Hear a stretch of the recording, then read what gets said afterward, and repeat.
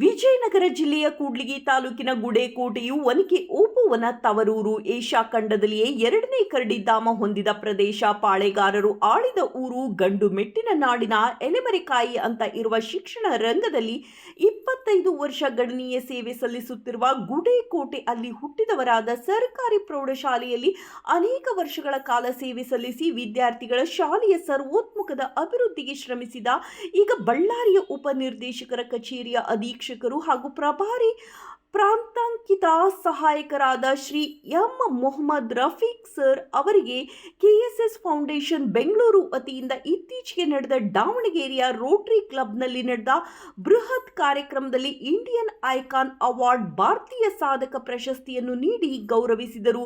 ಈ ಒಂದು ಸಾಧನೆಯನ್ನು ಮೆಚ್ಚಿ ಗುಡೇಕೋಟೆಯ ಸಮಸ್ತ ನಾಗರಿಕರು, ಶಿಕ್ಷಣ ಪ್ರೇಮಿಗಳು, ನೌಕರರು, ಹಳೆಯ ವಿದ್ಯಾರ್ಥಿಗಳು, ಬಳ್ಳಾರಿ ಜಿಲ್ಲೆಯ ವಿವಿಧ ತಾಲೂಕಿನ ಶಿಕ್ಷಕರ ಸಂಘದ ಅಧ್ಯಕ್ಷರುಗಳು, ಪದಾಧಿಕಾರಿಗಳು, ವಿವಿಧ ಸಂಘ ಸಂಸ್ಥೆಯವರು ಪ್ರಶಸ್ತಿ ವಿಜೇತರನ್ನು ಅಭಿನಂದಿಸಿದ್ದಾರೆ.